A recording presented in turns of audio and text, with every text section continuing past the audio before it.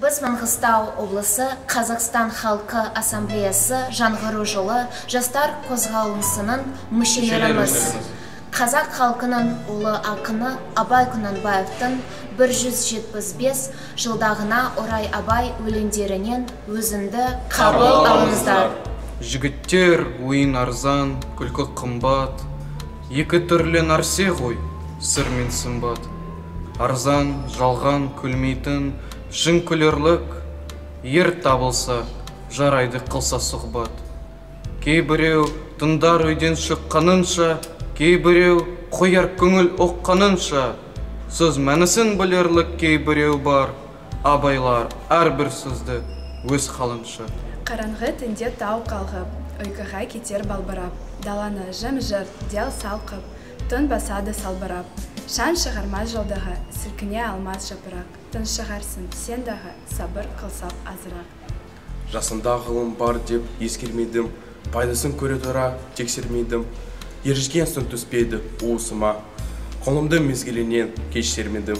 Бұл мақрұм қалмақыма қымш жазалы, қолымды дөпсермесем өстермедім.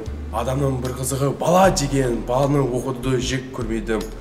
Баламды медресеге білде бердім, қызмет қылсын, шен алсын деп бермедім. Қазақтың бір мақалы, өнер алды бірлік, іріс алды тірлік дейді. Бірлік қандай елде болады? Қайтсе тату болады, білмейді. Қазақ ойлайды, бірлік аты ортақ.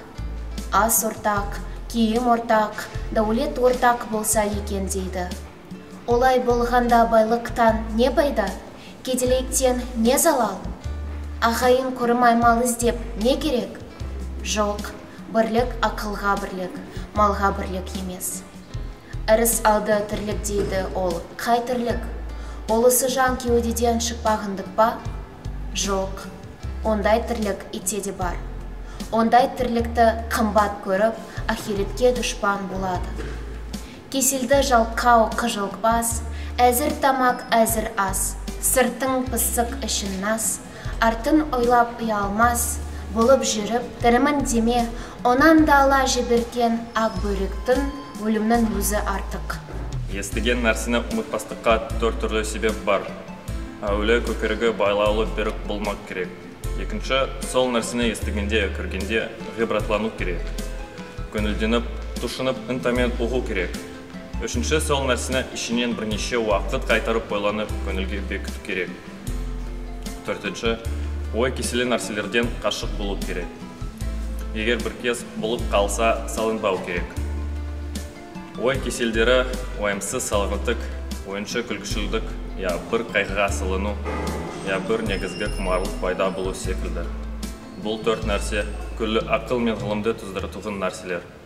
Абай Құнанбаев, желсіз түнде жарқай, желсіз түнде жарқай, сәулесі суда дірілдеп, ауылдың жаны терең сай, тасыған өзен көрілдеп, қалың ағаш жапырағы, сыбырласып өзді-өзді, көрінбей жердің топырағы, құлпырназ жасыл жер жүзі, тауы жаңғырып ән қосып, үрген ітпен айтаққа, келмеп пе еді жол тосып, жолуға аулаққа. Таймандамай тамылжып, бір суынып, бір ісіп, дем ала алмай дамыл қып, елен қағып бос шошып, сөз айта алмай бөгеліп, дұрсыл қағып жүрегі, тұрмап па еді сүйеніп, тамаққа кіріп иегі.